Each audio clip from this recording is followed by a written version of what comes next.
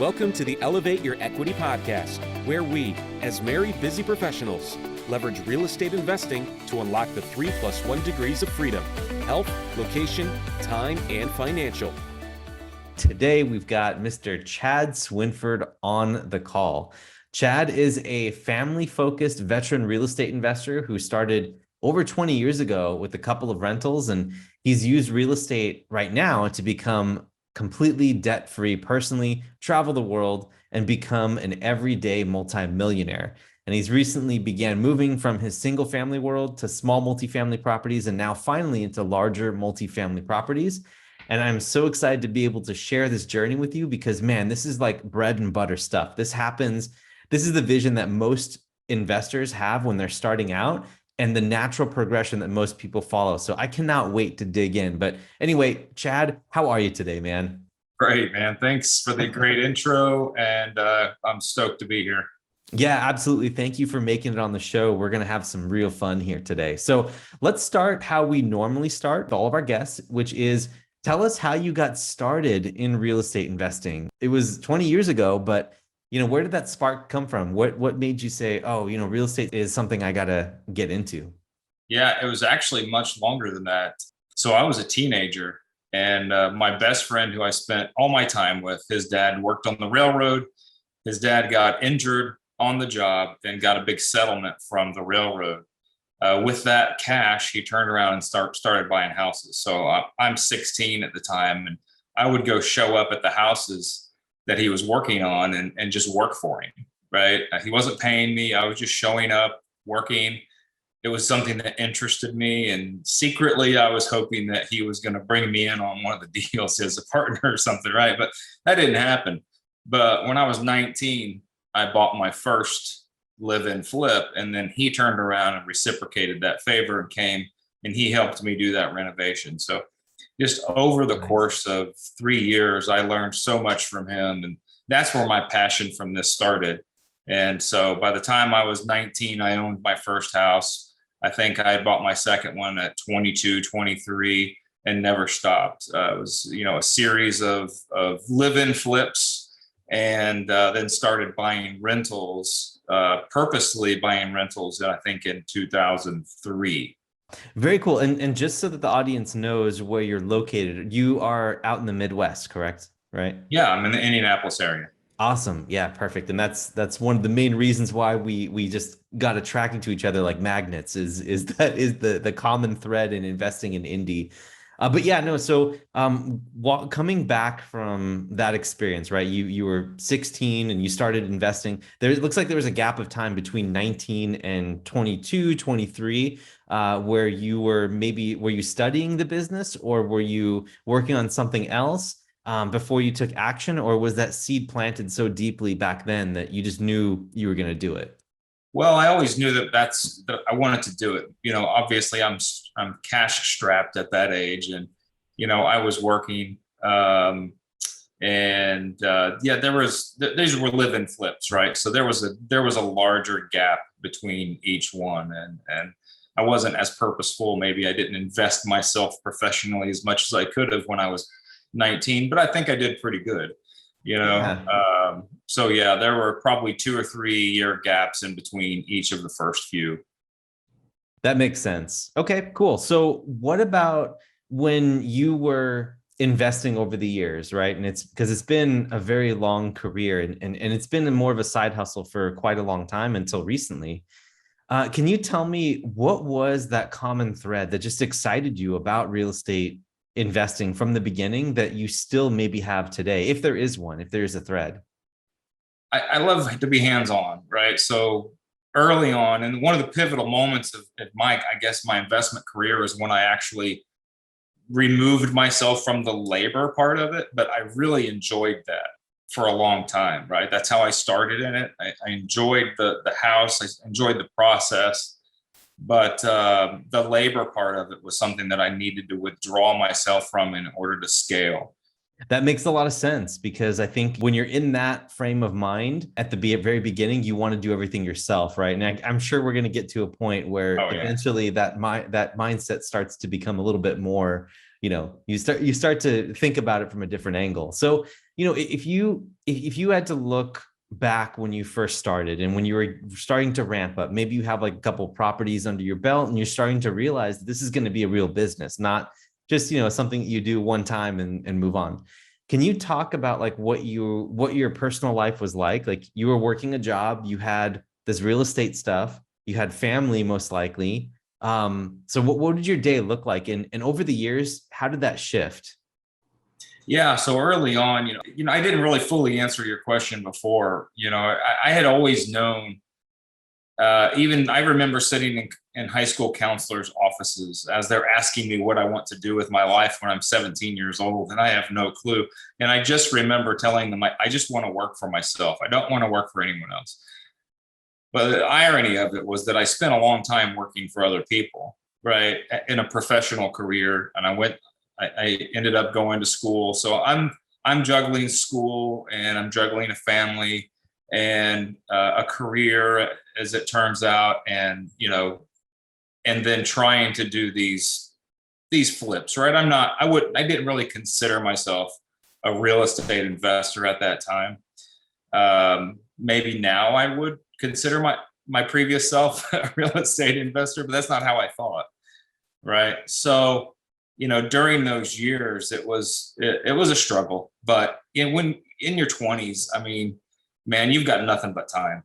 Right. And I worked my tail off, so I'd put in 40 hours a week, going to school on the side, and you had a family, and I'm working on a house at the same time, right? Because I know, in order for me to really fully take advantage of these capital gains that I'm going to do, I want to be done with this house or whatever project I was working on at that 2-year period, so I could then turn around and do it again. Yeah, I love that. So, most people who start out investing in real estate, like they have illusions of what it is, or they think they know what it's like to be a real estate investor and to be a buy and hold investor, which I assume that you are. Yeah. Maybe you've done some flips here and there, but for the most part, I assume most of our guests to be buy and hold investors, ones who buy intelligently, apply capital and then use, rent it out, basically rent out the apartment and use that cash flow and pick your timing to sell and do 1031s and all this really cool stuff, right? So, coming from that perspective, buying and holding takes a lot of effort. And there's a lot of ups and downs. And so throughout your process, maybe can you give us a story of, when you were first starting out that maybe tested you quite a bit, or if there is one, that you can remember?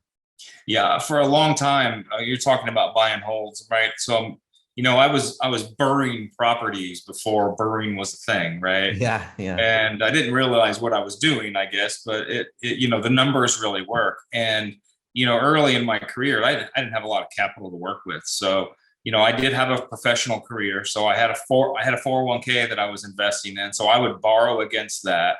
I would show that, in order to get loans, in order to show that I could buy a $25,000 house. And then I would turn around and I'd borrow money from something, or, I just need to get closed. Right. And then those first couple houses, I'm turning over credit cards and just trying to do whatever I can to get to the end of that project. So then at that 6-month period, I could turn around and get all my money back out of it. And that was really difficult.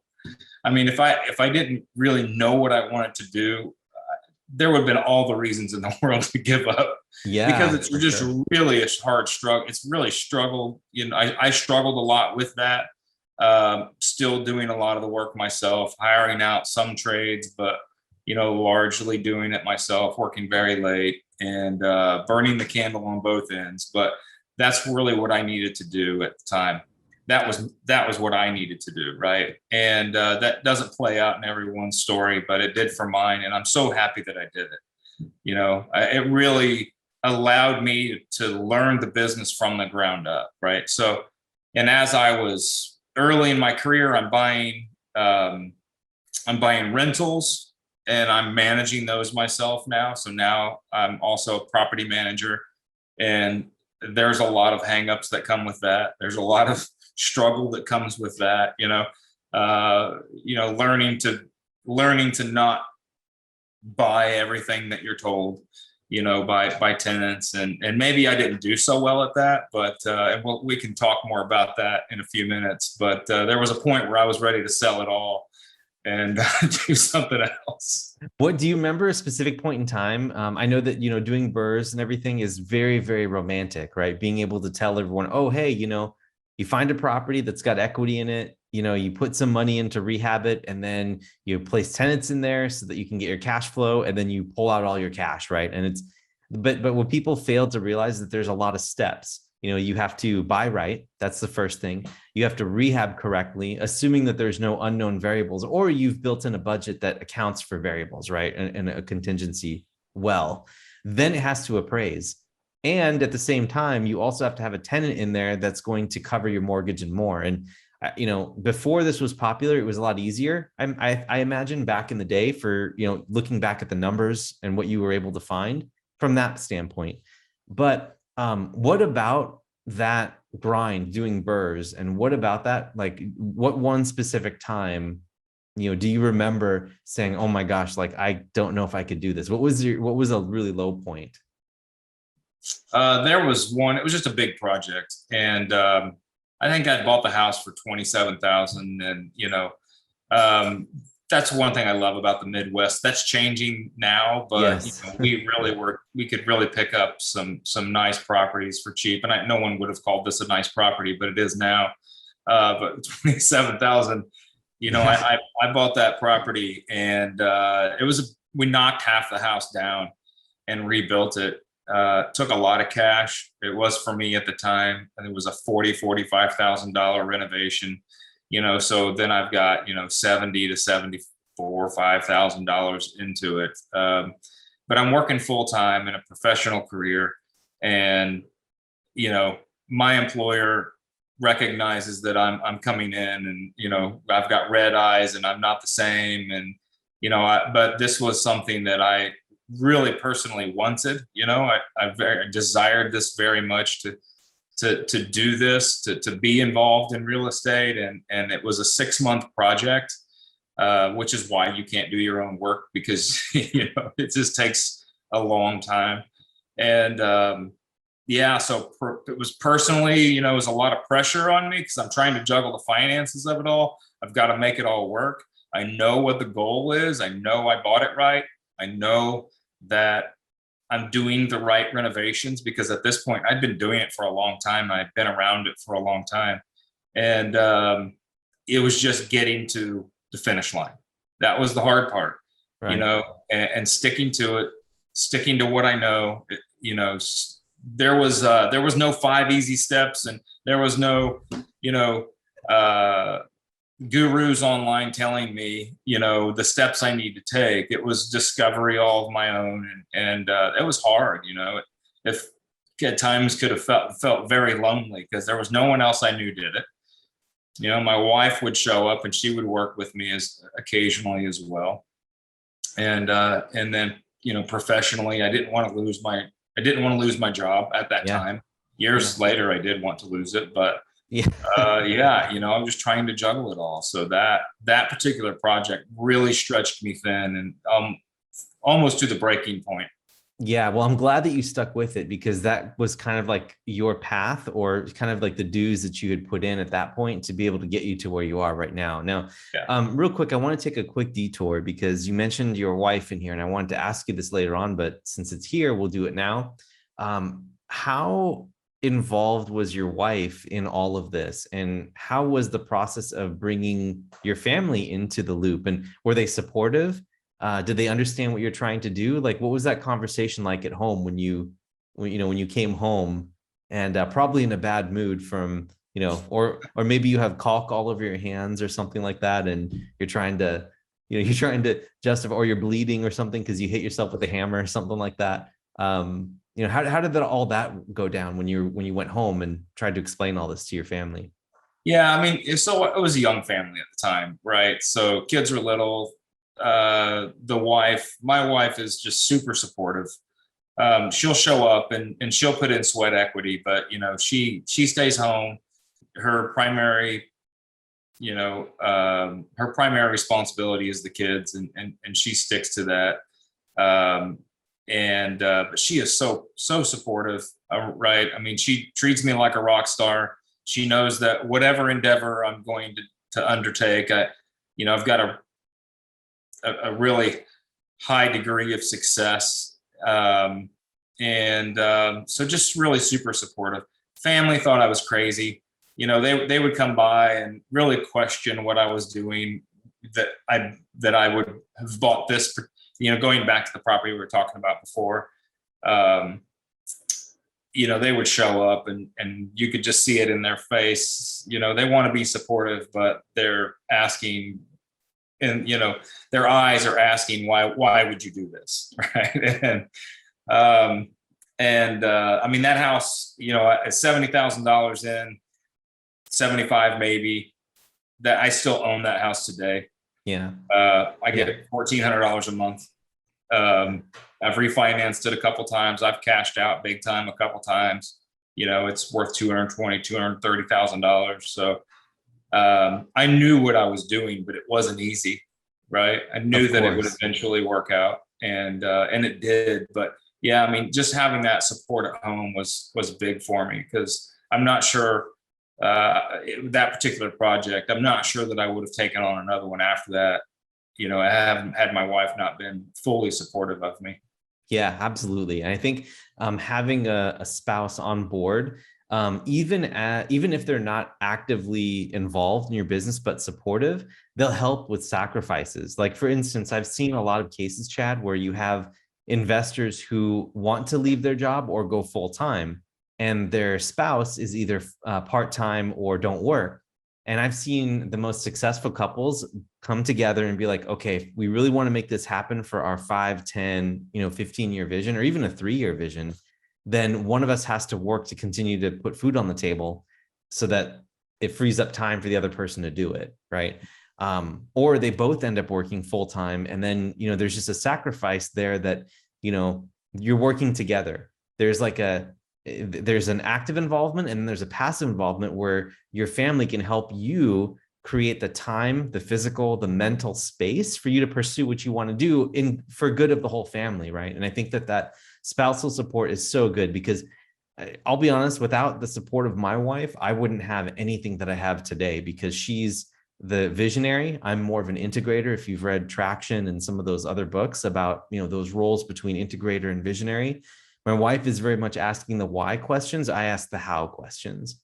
And, without her and asking these questions, I would never have the courage to leave my job and start to dare, and ask the bigger questions. So I think that, even though your wife may or may not want to be actively involved, I think it's huge that they are a part of the business in some way, shape, or form. Yeah, for sure. Yeah. So I'm glad that also seems to be working out in your guys' favor too. So that's a good thing. Now, what I wanted to do too is I wanted to talk about your journey from going to the single families, the BRRRRs, then going to small multifamily, and then larger multifamily. Maybe you can walk us through that experience and, telling us, at what point you've transitioned. Like, did you get to 10 single families before going to multifamily? And then from small multifamily going to big? Want to hear a little bit more about those transition points if you can.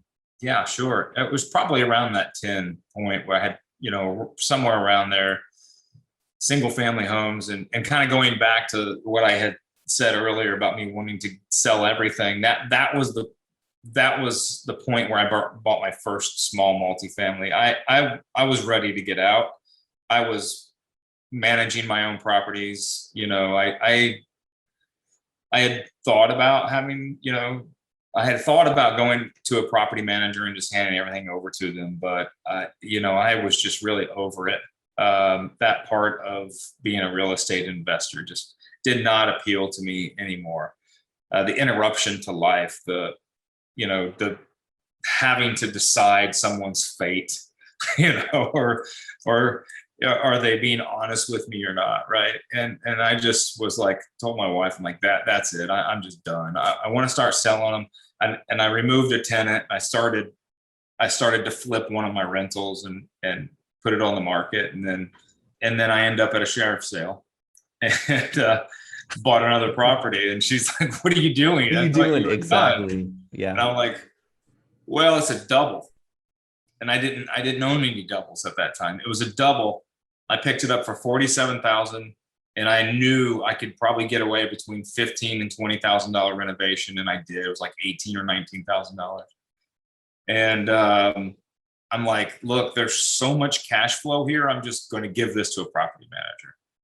Right. Awesome. So I called the local property manager. It's a small town, where I bought this. I called the local property manager, and she crushed it right out of the gate. And I'm like, wow. At that point, everything changed for me. And so I started handing her more properties, right? As they made sense, as the timing made sense. And then before I knew it, 6-9 months, she had everything. And but not only did I, kind of discover the beauty of having someone else manage my properties, but the cash flow was so tremendous from that double. It was more than anything I could ever imagine from a single family, right? And I'm spreading my risk out over those two different units, right? So when I've got a single family and they move out, I'm carrying that until I can backfill it. Well, obviously with a double or a triple or quad, they the other tenants are carrying that unit, right? So that's right. I'm spreading that risk out, and I liked that.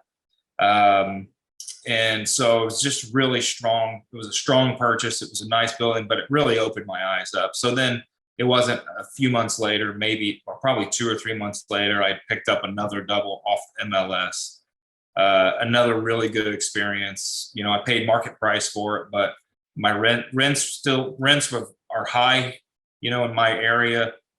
Purchase prices, property values were still pretty low at that time. So the spread was nice, really good, strong cash flow. I did have to go in with 20% down on that just because of the way I bought it. So I left some money in it. And I've refinanced that into a large portfolio, and I got my money back. But yeah, so that was really the turning point for me with the small multifamily and realizing the power behind them, right? I think you're kind of capped at the type of tenant you can put in them. Yep. But that they're really kind of depending on the class of single family that you're buying. But you're geared towards a different type of tenant with a small multifamily, Mm-hmm. but you can still get really strong tenants with good, strong work history. And it just really turned out to be a great investment. One thing that I don't care for them about them as much is that they tend, and at least in my area, they tend to not appreciate as much, right? Because there's very few of them sell. There's very few comps. And so when they do sell, they don't have much to compare it to. They don't appreciate like that single family property would. So the game is a little bit different with that, right? So you got to have that strong cash flow for it to make sense, because you're not leveraging the increased property value. That's right. And you also have as your exit strategy for who's going to buy your property on exit is another investor. Yeah. And usually investors are looking for good deals. So they're not going to be, that's just the way the market is. Unless you are lucky enough to find a homeowner who wants to do a little bit of house hacking type of situation. Even then they know what they're doing. They've studied up and they know their numbers. And so if they know their numbers, they're going to look for a good deal, which means it's a lot different situation when you have a single family home where you've got like, retail type, homeowners that don't know all of this type of thing. And so, people who are investing in those markets, they know that they may be able to sell to someone like that in the future. So they price in some of that exuberance in the single family home pricing. At least that's what I've been finding in Indianapolis to be true. What I wanted to ask you next was, what about the transition from the small multifamily into larger multifamily? Because, I know that eventually you get to a point where you kind of run out of cash, right? Or, you're working with your partners and one of your partners runs out of cash. And now things kind of like you have to start thinking differently. So can you talk to us a little bit about that transition from smaller multifamily to commercial? Yeah, so there's a lot that happened kind of in between for me in my career. And I'll back up just a little bit. And I'd spent At 20 years in a professional career, 15 years with one company in a professional career. And at the beginning of COVID, that changed for me. And I think it was May 1st was my last day. They moved my job overseas. It was actually not COVID related, but they moved my job overseas. And so, I'm kind of left with a decision, right? And the nice thing about it was they were handing out money like candy that year. So I was like, well, this really helps, kind of get me off the ground. But, at that time, I'd also met my partner. And that was another thing that really kind of changed things for me. But because, I was always really just a lone wolf, right? At that point, I didn't really even have anybody in my life that was a real estate investor. I didn't have any friends that were. I didn't have anybody to talk to about this. And I met him at church, and I'd heard there was a family. One of my other friends said, "Hey, this family came to church, and they flip houses. I think is because they think everybody that's a real estate investor flips houses. I think they say they flip houses." And so, of course, I introduced myself, and we made fast friends, right? And so we talked more. We had a lot of the same values. We had a lot of the same, family choices, and we just aligned very well, right? Also a veteran real estate investor, and we're like, hey, maybe we should do something together. Neither one of us really had taken on any kind of partnership, although I know I had, and I believe he had also desired that, right? And just had never really presented itself. So, this was at the time where I was trying to determine, what I wanted to do. I just lost this long career that I'd had, which I wasn't really that tore up about. I'd been building a real estate portfolio, which was, delivering me some pretty nice cash flow already. So I really kind of felt like it was time to, punch it, if you will. And it wasn't, I don't know, Derek, 2 months later, he makes a phone call to a property owner of a 21 unit in Plainfield, which is a suburb of Indianapolis. And the guy's like, yeah, I think I'd be interested in selling, Wow. You guys want to come take a look, right? So it was really that point where things really kind of open up to us, and you just trial by fire when it's something like that, right? And you kind of learn on the go. I think probably each of these larger multifamily purchases, each property probably presents its own challenges. Each one of them is different. This particular property had not been cared for at all, and the structure was good, right? The units were not, the tenants were. This was in a nice area, in a really nice suburb of Indianapolis. This was, probably a D class at the time because That's of awesome. the tenants, because of the tenants that were in it. That's what you look for. Right. That's when you walk stuff. in those units, it smells like money. You know what I mean? Yeah. It's like, okay. In air quotes, money, Yeah. Right. And so we knew that it was going to be a huge undertaking, right? I mean, this was not something of the scale that neither he or I had ever done. Each individual unit, there was nothing new to that. But now we have 21 of them to do, and we have to turn them all over. So it's a little bit overwhelming, the thought of it, but trust in myself. And, so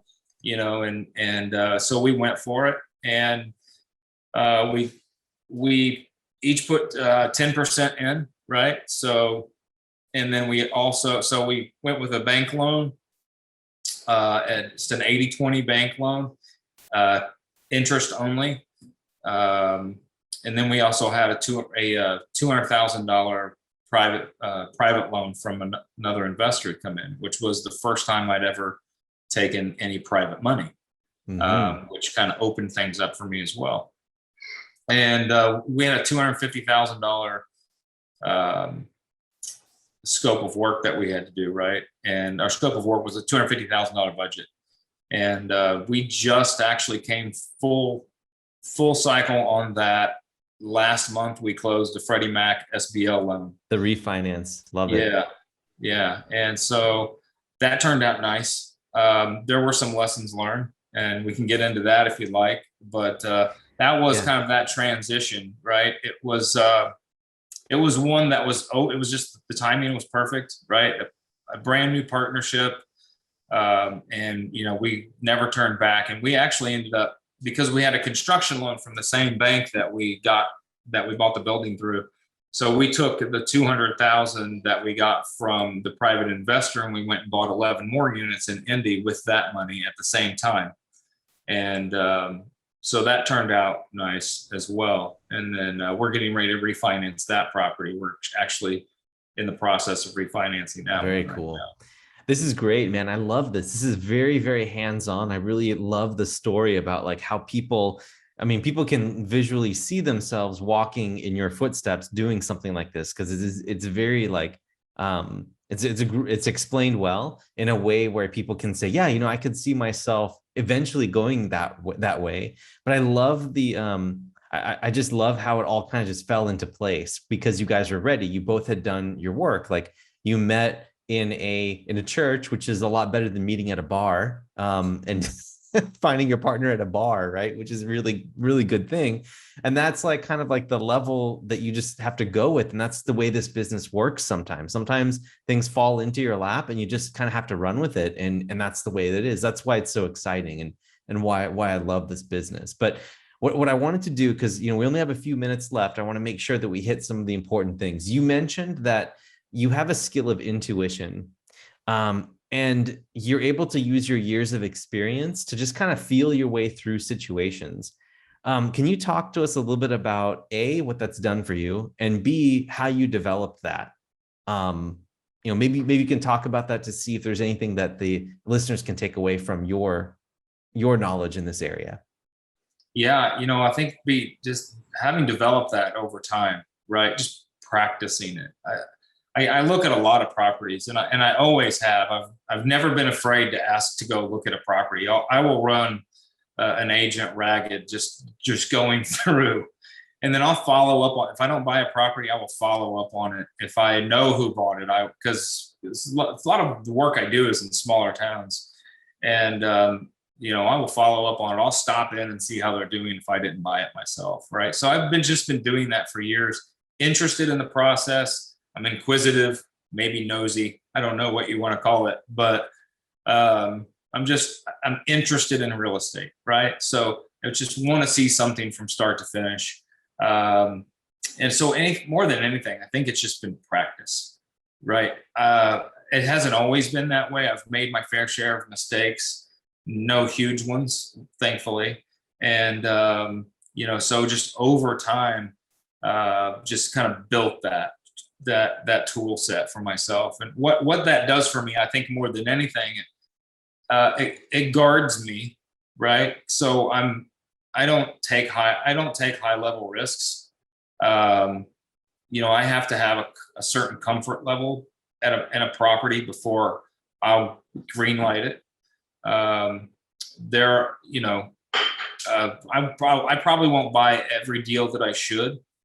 Just because there may be some unknowns, or there's just something about it that doesn't feel right to me. And I think one thing that it does for me is it saves me a lot of time. I can walk in and out of a property, and I just went and walked, as an example, there's a local realtor, and I think we might talk about this in a few minutes, but there's a local real estate investor that he's been selling me some homes recently, and we went and walked through a few of them a couple weeks ago, or been a few weeks ago probably. And we'd walk in, and he'd stand in the living room and chit chat with the tenant, and I'm in there for 2 minutes maybe, and I'm walking out of the building, and he's like, "What's going on? Am I going to look at it?" Yeah, no, yeah. I looked at everything I need to see. Give it a walk around outside, a walk around inside, and that was it. Right. So since I own those buildings now, and I was, from what I've seen so far, I was right on the money. And so more than anything, it saves me time, saves me a lot of frustration, saves me a lot of money, I think. as well, just kind of leveraging that. It's not some kind of superpower that I was born with, or kind of some freak accident that happened, right? It was just practice. But that's what's inspiring about it, is that it was something that you developed over a long period of time, which is something that others can also learn how to do. Was there anything else that maybe you took from your full-time job that really helped you in the real estate business? Things that you did for your W-2. Yeah, sure. So my career, I was a business analyst. So I was in, process improvement, ongoing improvement. So I have the eyes for that as well. So from a business perspective and a practical perspective, I look at things maybe a little bit differently than others do. And it allows me to foresee problems, look at the entire scope of a project rather than kind of maybe just what's in front of my eyes. And I think that really helps out. I'm very organized, and that came from my career as well. And so that helps me. It saves me a lot of time. It saves me a lot of frustration as I work through refinances with banks, tax situations. And that's something that I just really strive to be really well organized. And so that helps as well as just being good with numbers. So it's just really just basic math that we're talking about, just understanding what those equations are and what they mean. For sure. And I think that for those who are out there that maybe have this type of skill, guess what? You may find someone like Chad's partner that I'm not saying that he's bad with numbers or anything like that, but someone who complements you, right? And together as a force, like maybe they're really good at talking with people and you're good at spreadsheets and numbers and have an interest in real estate investing. There's something that you can do there with overlapping talents and skills. So it'll help you in your own portfolio if you think a little bit bigger and say, okay, what am I doing in my W-2 that I could consider myself world-class at, and find a way to be able to leverage that inside of your business. Because even if you do something really well, your business is going to kind of morph around that, right? The properties that you buy will be based on what you feel or what your talent is.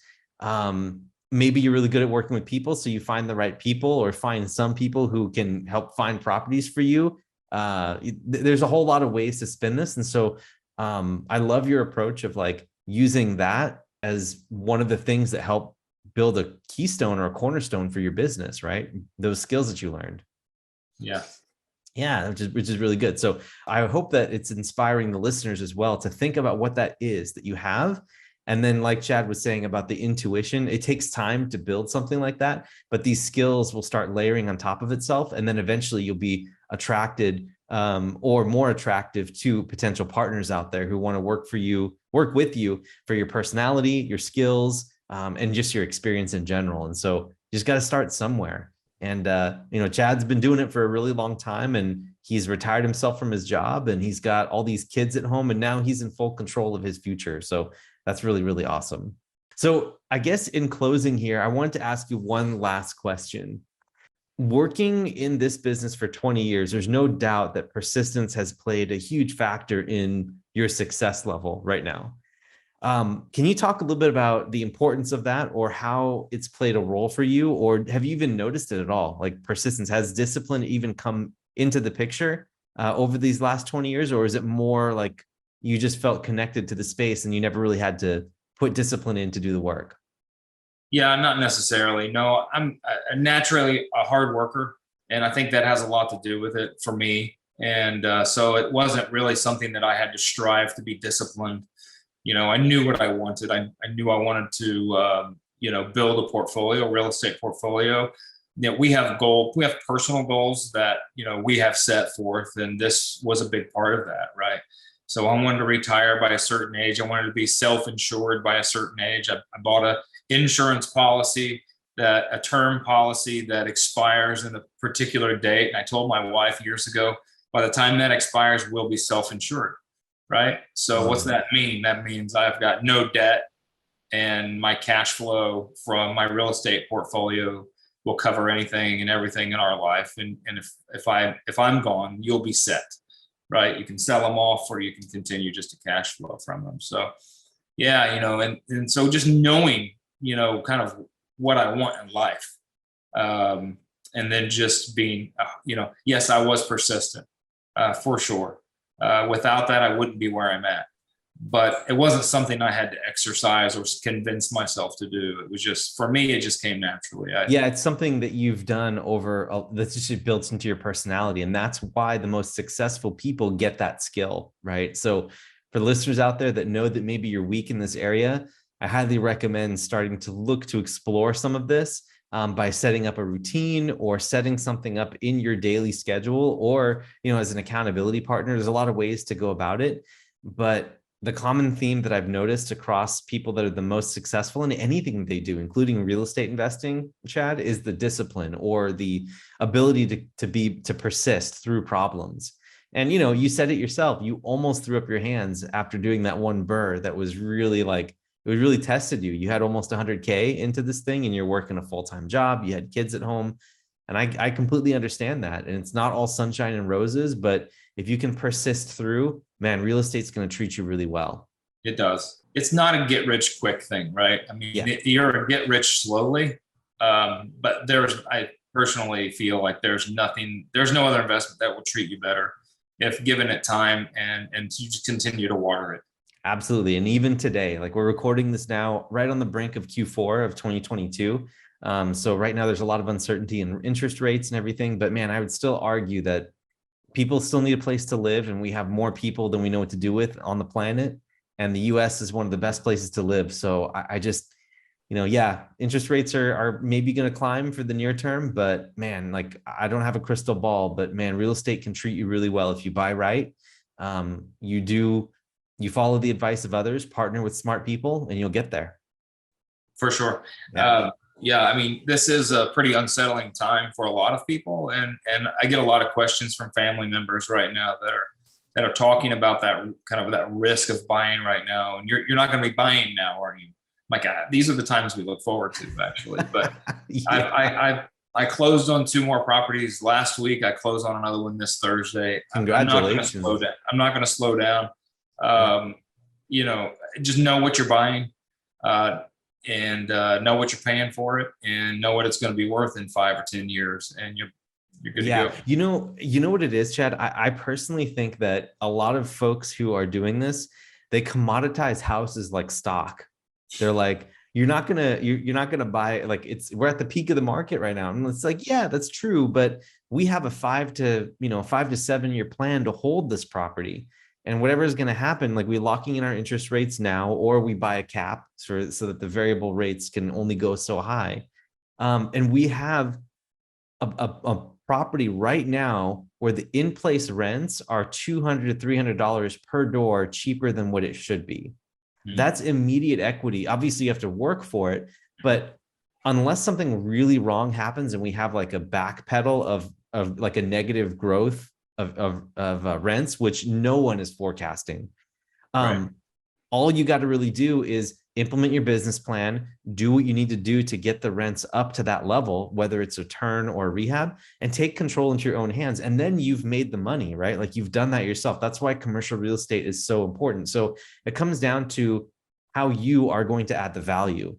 And that takes education, because people commoditize the real estate investments as stock, and it's just not true, right? So anyway, thought I would just throw that out there, and it seems like you agree with it also. But we could go on for hours and hours about this, but what we're going to do is we're going to transition over to our rapid round, which is the same 5 questions at the end of the show that we ask every one of our guests. So if you're ready, we're going to rapidly ask them to you in the next couple of minutes. All right. Number 1, what book has had the biggest impact on you and why? And we ask that it not be Rich Dad, Poor Dad or the Bible, because we hear those responses all the time. And those would be my 2 responses as well. But and I'm not much of a reader, I will tell you that. But the one thing, I have got distracted with other business ventures in my life, and that has kind of brought me home to, focus on what you know and what you're good at,